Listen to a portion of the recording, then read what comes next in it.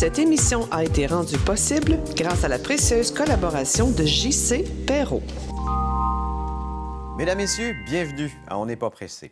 Avez-vous remarqué que notre rapport avec le temps est souvent très ambigu? Quand on parle du temps, c'est le temps qui va faire, ou bien le temps qui nous presse, ou le temps qui est déjà passé. Eh bien ici, le temps, c'est un allié. D'ailleurs, on va s'en servir au cours des prochaines minutes pour le maximiser. Et le fil conducteur avec mes différents invités, c'est qu'ils sont tous des VIP, soit des verbomoteurs inspirants qui ont du panache. Alors installez-vous confortablement parce qu'ici, on n'est pas pressé.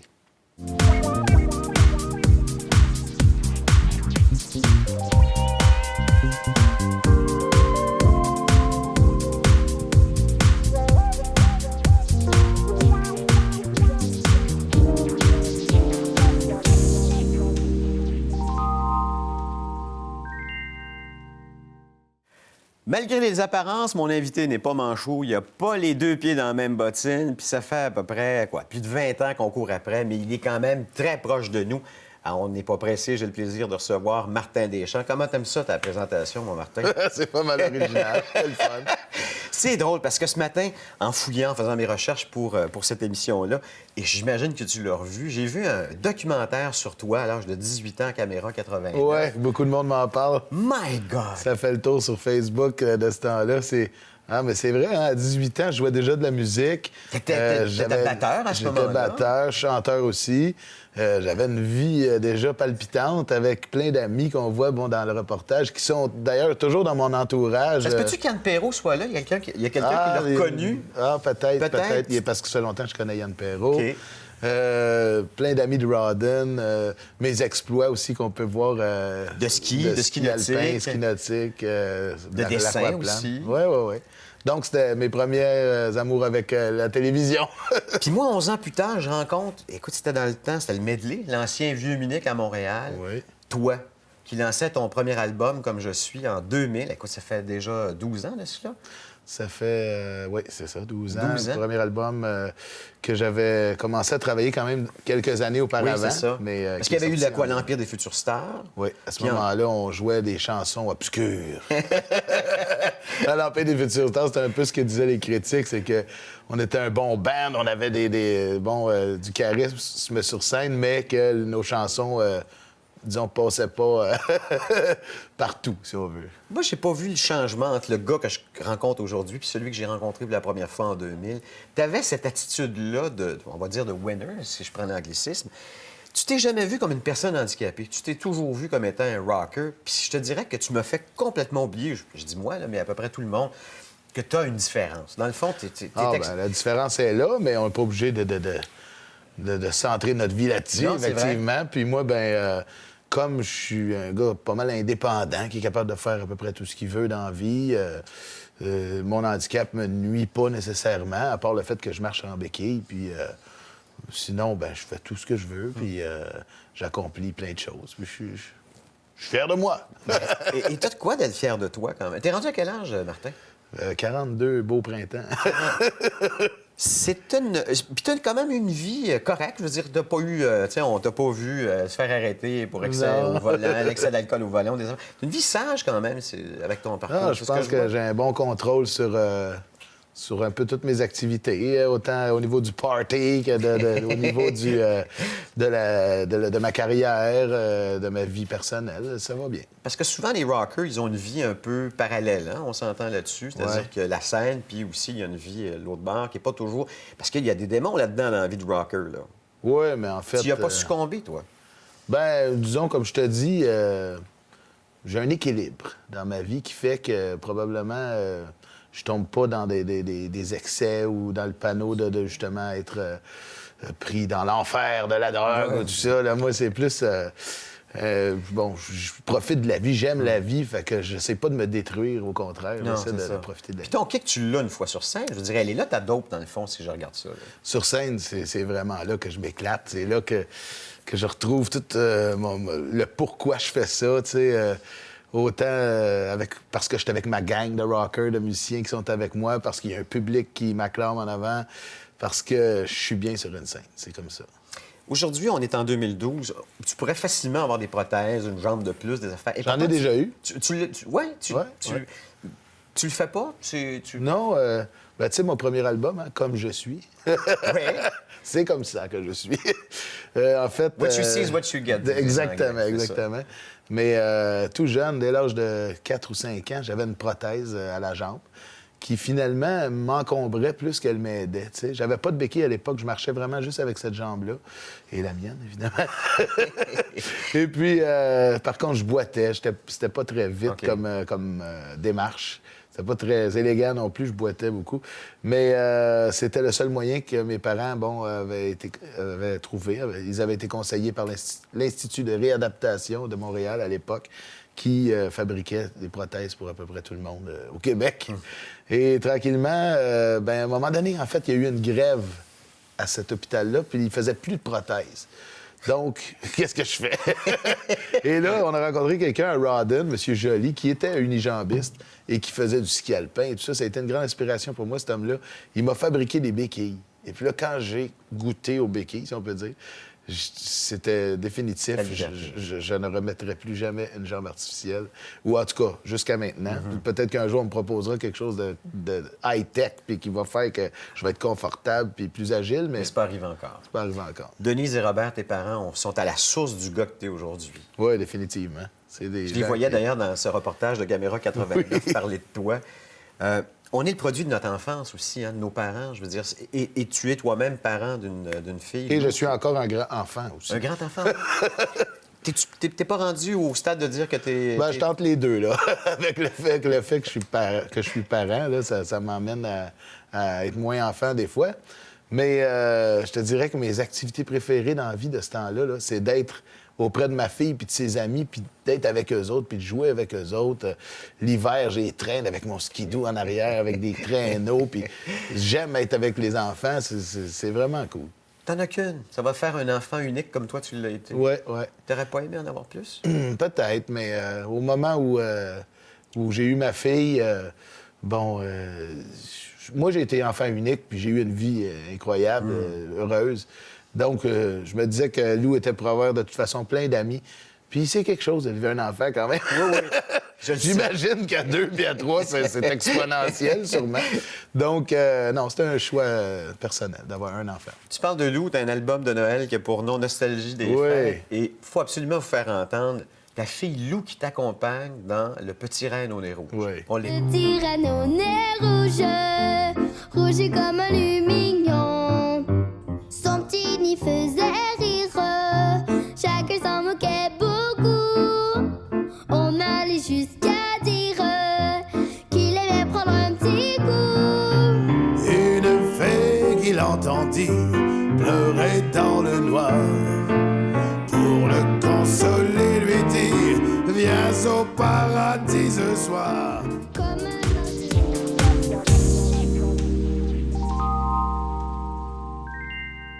On n'est pas pressé. Je demande à chacun de mes invités de me sortir 5 sujets qu'il aimerait discuter et même débattre à chacune de nos émissions. Puis Martin, il en a choisi 5 et on part avec le premier, la célébrité. Pourquoi justement la célébrité, Martin?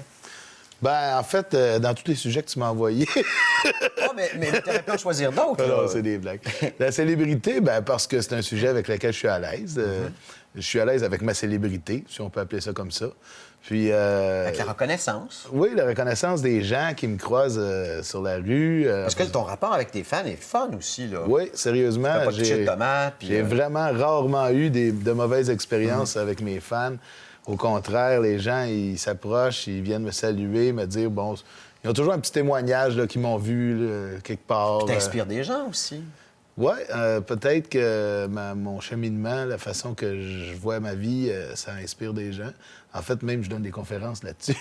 Tu leur parles de quoi aux gens quand tu es en De moi. Je leur parle de ma vie, de comment je vois la vie, à quel point j'étais un gars chanceux, malgré les apparences. J'étais un gars bien chanceux. T'es-tu déprimé des fois? Ça t'arrive-tu? Moi, je t'ai jamais vu avec une baboune. Ça arrive, mais pas par rapport au fait que je suis handicapé. Quand je suis déprimé, c'est parce que... C'est quoi? Soit il y a du stress dans ma business, parce que comme tu sais, je roule ma business maintenant moi-même depuis 6 ans. Et des fois, il y a des côtés qui sont un peu moins drôles, qu'il faut régler des choses. Mais en gros, non, je suis un gars plutôt positif, puis pas de stress, pas trop. Fait que quand tu mets le pied à terre, on va dire, là, tu pars toujours du bon pied, c'est-tu ça? Le matin, je me lève toujours du bon pied, ça, c'est sûr. Ça, c'est sûr. Quand on a une jambe, c'est ça. C'est ça. La famille, c'est un sujet important pour toi. Je pense que ça a été... Et d'abord, tu l'as eu, puis tu la transposes maintenant avec ton épouse, en fait, ta conjointe, Catherine, puis avec Lou. Une famille, tu réussis ça comment, toi? Oh boy, c'est d'y mettre toujours l'amour nécessaire, le temps nécessaire. C'est de regarder comment on vivait quand on était enfant, puis ce qu'on aimait moins, puis d'arriver avec les valeurs qui étaient les plus importantes pour nous, puis les transmettre à notre progéniture. Ça, c'est important aussi. Mais tu peux pas transposer ta réalité à toi que tu avais enfant à Lou, parce qu'elle n'a pas la même réalité aujourd'hui. Non, elle n'a pas la même réalité, mais écoute, elle grandit au même endroit où j'ai grandi, à Rawdon, au bord du lac Pont-Brillant, où je nageais puis qu'elle nage, où on faisait de la trail en moto puis qu'on en fait encore. Ça fait que quand tu dis elle n'a pas le même... c'est sûr qu'on n'a pas la même vie. On a eu le même environnement d'enfance. C'est ça, le même cadre, mais pas la même réalité. Non, c'est ça. Quelle sorte de père es-tu pour Lou, justement?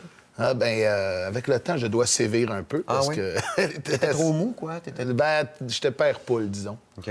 Puis Lou devient de plus en plus espiègle, si on veut dire le mot correctement. As-tu un petit caractère? Un petit caractère, oui. Puis donc, c'est ça. Il faut que je sois un peu plus ferme des fois avec elle, mais ça reste que je pense qu'on a une super belle relation père-fille, toujours en train de faire des activités ensemble. Puis on a une belle complicité aussi au niveau de la musique. Souvent, maintenant qu'elle joue du piano, je peux chanter, elle m'accompagne, puis on fait des belles choses. Peut-être qu'un jour, il y aura un concert, Lou. Un concert, Lou et son père. Ben oui!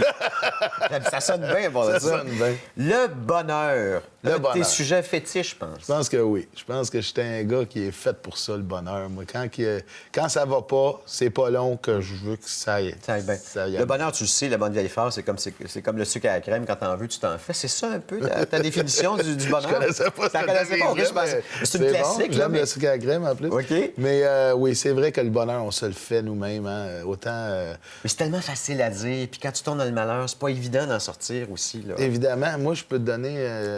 je peux dire une chose, c'est que j'ai eu une grande chance de ne pas avoir connu vraiment le malheur. Autant que les gens peuvent dire, ben voyons donc, qu'est-ce qu'il dit là, il est handicapé. C'est pas un malheur pour moi, ça. Non, c'est une différence. Puis regarde, j'ai jamais connu la mort de proches. C'est vrai, tes parents sont encore là. Mes parents sont en vie. J'ai pas perdu personne de très cher autour de moi encore. Je croise les doigts. Et donc, probablement que, ma plus grande déprime, ça a été une peine d'amour. Mais ça, on en vit tous. Qui m'a permis d'écrire mon premier album. Fait que t'as fait du cash. Fait que t'as fait du cash là-dessus, finalement. C'est ça. Ça a été ma lancée, en plus. Donc, vive la déprime de temps en temps, finalement. Non, je suis pas un gars déprimé du tout. Okay. Le dernier sujet, et non le moins, la bouffe. Moi qui adore la bouffe. Allez, on en jase, mon Martin. C'est quoi ton rapport avec la bouffe, justement? Aïe, je suis tellement gourmand. T'es sérieux? C'était pas la shape d'un gars gourmand? Ouais, quand même. Non, t'as un petit pneu, là, mais je viens de faire poser mon tailleur d'hiver. Mais là, t'as 42, là, aussi. Mais moi, écoute, je suis souvent dans les restaurants. Puis, étrangement, je vais pratiquement toujours choisir le mets, ce qui va faire comme sursauter la Donne-moi un exemple. Ben, disons, je sais pas, je vais dans un restaurant, puis il y a du thon à sauce à la mangue ou quelque chose que les gens ici... C'est pas la poutine... non, c'est ça. Moi, j'y vais toujours pour l'exotisme. OK. Puis, ça fait réagir les gens, puis parce qu'ils disent « Wow, c'est ça que j'aurais pris aussi, tu sais. » Tu cuisines-tu à la maison? Oui, je cuisine quand bon? même beaucoup. C'est bon? Oui, mes spécialités sont les pénines Romanoff ou les pétoncles au sirop d'érable ou j'ai quelques spécialités comme ça. Je suis bon dans le barbecue, les steaks, tout ça. Je cuisine, disons... ma femme et moi, c'est half and half, moitié-moitié sur qui fait le souper. Toi, c'est l'été avec le barbecue, puis elle, c'est le reste de l'année avec la cuisinière, c'est ça? Peut-être. OK, on continue avec notre invité, Martin Deschamps.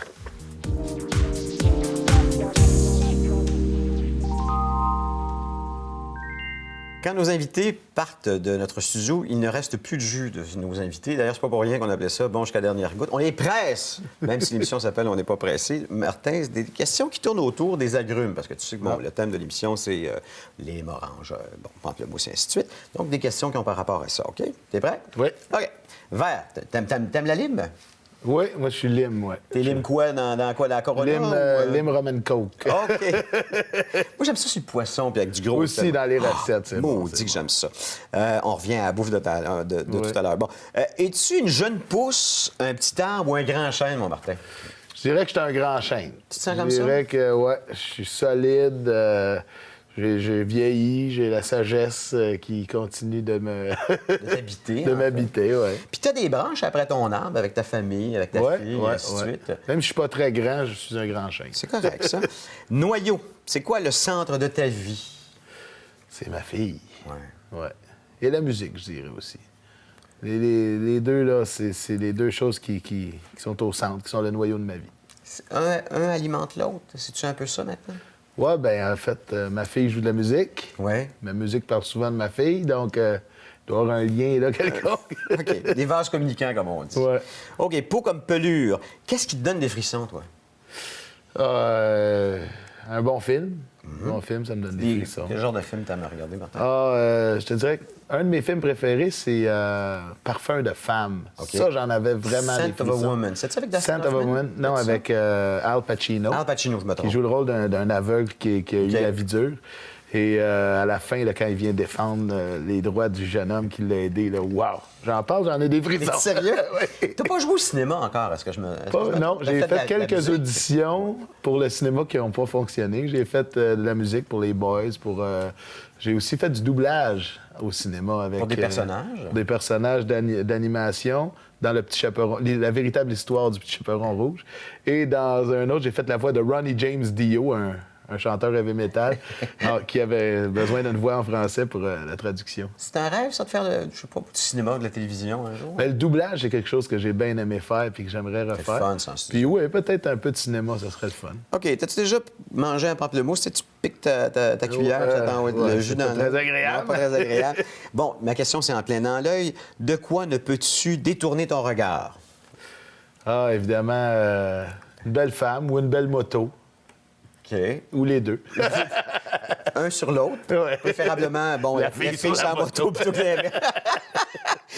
Ta blonde, tu sais, je le sais, parce que dans la musique rock, bon, il y a toujours une espèce de rapport de séduction, puis il y a des fans qui nous attendent quelquefois. Comment ta blonde vit avec ça? Je pense qu'elle vit bien avec ça. Elle aussi elle a le droit de regarder des beaux hommes. OK.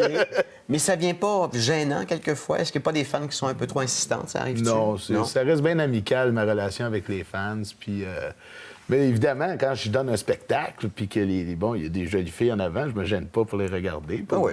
C'est sûr, comme tu dis, le rock and roll, la vie d'un chanteur, il y a toujours un petit côté séducteur. Oui, bien c'est ça, c'est un rapport de séduction, c'est correct. Ouais. Bon, maintenant, juteux, la pression te fait-elle sortir le meilleur ou le pire de toi, Martin? Quand il y a de la pression, non, moi, j'aime pas ça quand il y a de la pression. J'aime mieux... c'est sûr, bon, disons, si on se donne un deadline pour un album, exemple, ça, c'est une bonne pression, tu sais, parce qu'il faut avoir une date de victoire. Oui, c'est ça. Mais disons quelque chose qui m'arrive là dans la même journée puis qu'il faut que ça soit réglé tout de suite, tout ça. Soit que je le règle sans pression sur le champ ou sinon je prends mon temps puis wow, attendez. D'ailleurs, j'ai une règle d'or. Oui. Je ne signe jamais rien avant d'avoir pris 24 heures pour y penser. OK. Donc jamais rien d'intempestif. Est-ce que tu délègues plus que tu déléguais au début de ta carrière? Non, là, au contraire. Je prends plus de choses sur mes épaules parce que maintenant, en tant qu'autogérant puis autoproducteur, je dois régler les choses moi-même de plus en plus. Puis qu'est-ce qui te donne le plus de pression dans la vie de tous les jours, là, dans je sais pas, une situation dans la maison? Qu'est-ce qui te tombe sur les nerfs, toi? Oh boy. Le chien. Le chien d'avion. Le chien d'avion. Va ramasser le tas du chien. Non. On a un grand terrain. OK, il y a de la place en bas. Bon, sucré, on reste dans mes petites questions aux agrumes. Ça goûte quoi, le bonheur, pour toi, Martin? Ah, le bonheur, ça goûte... Mais ça goûte le temps des fêtes, je te dirais. La cannelle? La cannelle. En fait, ce que je veux dire par là, c'est que... Tu sais, que l'espèce de magie qu'il y a dans le temps des fêtes, bien, moi, j'essaie de faire vivre ça à l'année, tu sais...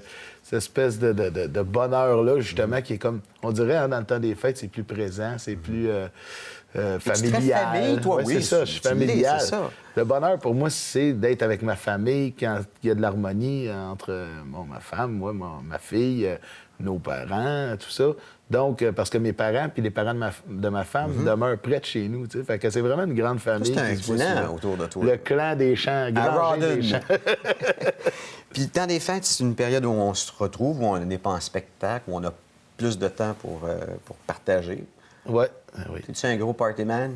Quand même. Quand même. Ouais. Gueule de bois le lendemain? Le moins possible. Le moins à cette heure. possible. Je suis plus bon pour les gueules de bois. Oui, puis là. capable, hein?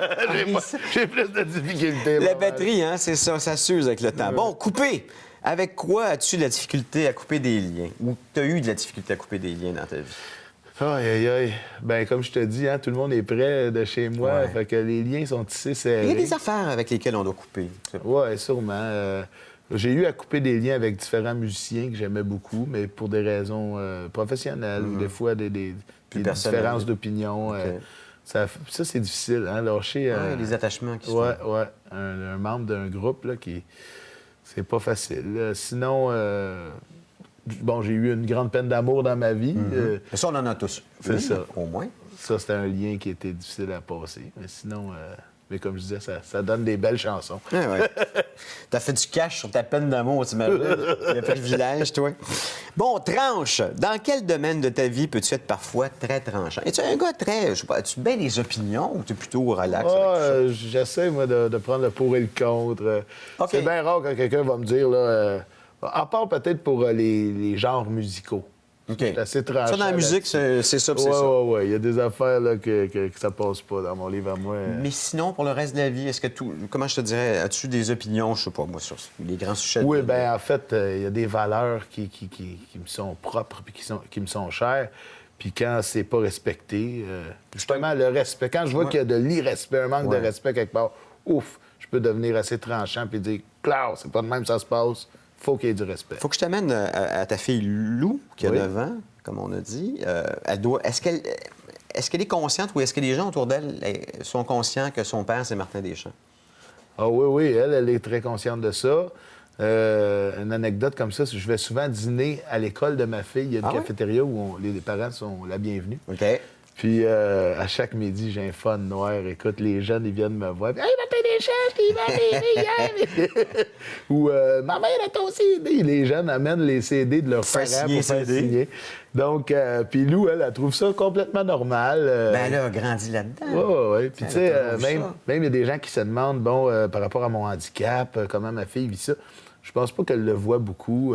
Ben non. Pour elle, je suis plus un chanteur populaire qu'une personne handicapée. Ça y met-tu une pression d'avoir un père célèbre? Moi, je sais que je l'ai vécu par rapport au mien. Je veux dire. Puis en plus, l'entourage, les enfants sont pas toujours gentils avec ce genre d'enfants-là. Ben je dirais que ma fille a assez de coller dans le nez, comme on dit. Elle a du chien, elle est capable de se défendre, puis c'est pas quelque chose, je pense, qui la Donc, l'intimidation, toi, ça t'inquiète pas par rapport à ta fille? Non, en fait, je pense qu'elle est bien armée, ma fille. Elle a une bonne confiance en elle.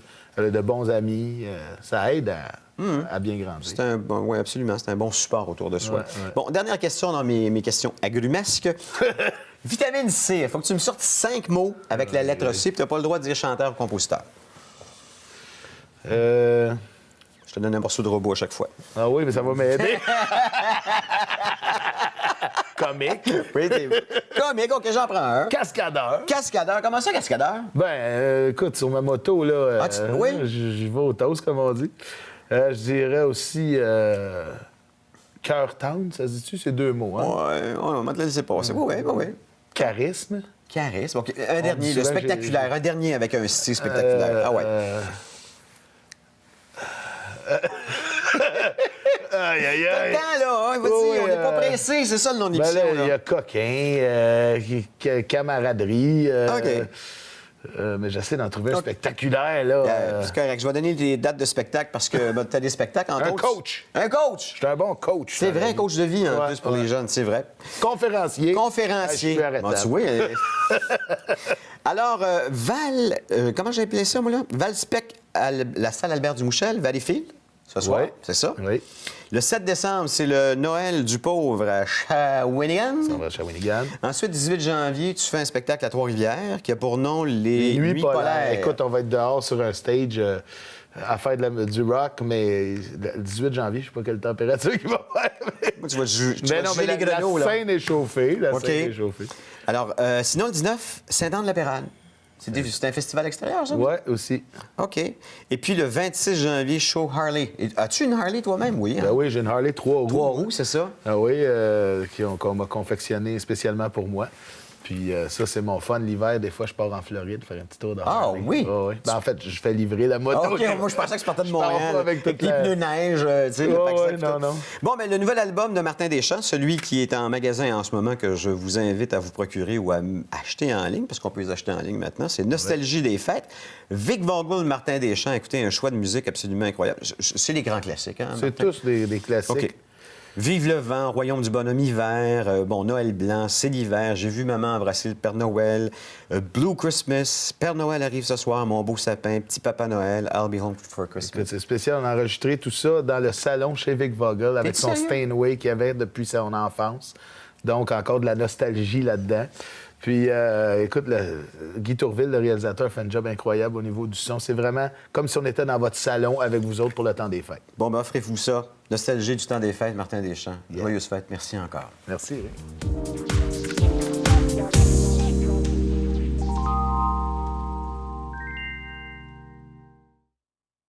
En guise de conclusion à cette émission, je vous partage à chaque semaine mes prix orange et prix citron, soit des choses qui me turlupent, des affaires que j'aime, des affaires que j'aime moins. Puis mon prix citron de la semaine, à moins que ça change aux dernières minutes, vous parlez du conflit de la Ligue nationale de hockey. Jusqu'à la saison dernière, j'étais un fan invétéré des matchs de hockey à la télé. Puis cette année, à cause du lockout de la Ligue nationale, bien, j'ai été obligé d'occuper mes mardis, samedis soirs autrement. Puis je dois vous dire que ça m'a fait du bien. Plutôt que de voir des millionnaires jouer pour des multimillionnaires, un sport qui n'en est plus un au sens propre et noble du mot, bien, maintenant, je fais autre chose. D'ailleurs, on parle de propreté. Après savoir, peut-être que Gary Bettman pourrait répondre à cette question de l'Association des joueurs. Il y a combien de joueurs dans la Ligue nationale qui prennent des stéroïdes et des hormones? Je pense qu'on serait plutôt choqué de le savoir. D'ailleurs, je suis en train de me demander si la LNH, c'est pas l'abréviation de la Ligue nationale de l'hypocrisie. J'en ai bien peur. Si je déteste les pétrolières, c'est un peu pour les mêmes raisons que je commence à haïr la Ligue nationale de hockey, c'est-à-dire qu'ils nous sabotent et, comment je vous dirais, ils se foutent un peu de nous. Malheureusement, plus ils prennent leur temps, plus je me détache de mon sport préféré et, finalement, peut-être qu'un jour, bon, je bouderai ce plaisir que j'avais jusqu'à tout récemment. Il ne reste malheureusement plus grand-chose de très glorieux dans mon sport et ça, c'est en grande partie de votre faute. Alors, messieurs de la Ligue nationale de hockey et les joueurs, je vous décerne mon prix citron de la semaine. Maintenant, mon prix orange, elles scintillent dans la nuit et elles ne servent à rien d'autre qu'à mettre un petit peu plus, moi, je vous dirais, de lumière dans une des périodes de l'année qui est la plus sombre. Et là, je parle des décorations de Noël. D'ailleurs, en face de chez nous, mon voisin, il y a un Père Noël soufflé de 8 pieds d'eau. Et je trouve ça vraiment très agréable. Alors, vous savez, grâce à ces lumières du temps des fêtes, je vais vous dire que ça nous aide à voir la lumière au bout du tunnel, parce qu'on appelle ça le joyeux temps des fêtes, mais ce n'est pas toujours. Alors, j'espère qu'un jour, on ne perdra jamais, justement, cet amour de décorer, soit à l'extérieur et à l'intérieur, parce que ces lumières-là, ça ne paraît pas, là, mais ça nous donne un petit boost à notre morale pendant une période hivernale aussi dure que le temps des fêtes, puis ensuite le temps de Noël. Et vous savez, ben oui, le sapin, il y a des boules, mais j'aime mieux voir ces boules-là dans le sapin que les avoir dans la gorge. Alors, mon prix orange de la semaine, je le décerne à tous ceux et celles là, qui sont des compulsifs de la décoration de Noël. Merci infiniment, justement, de faire scintiller nos temps des fêtes. Maintenant, à chaque semaine, à la fin de l'émission ou pendant l'émission, vous pouvez nous écrire sur notre page Facebook. On n'est pas pressé. Si vous avez des informations à nous demander, vous avez des commentaires à nous faire ou peut-être des suggestions d'invités, bien, ne vous gênez pas. Passez par notre page Facebook ou sinon par le site Internet de la station tvrl.ca. Mon invité de la semaine prochaine est quelqu'un de tout aussi inspirant que Martin Deschamps l'a été aujourd'hui. Elle a pour nom Joanne Fontaine. C'est une comédienne qui a eu, il y a 2 ans, un cancer incurable et qui a écrit un livre, imaginez, qui a pour nom « Hop la vie ».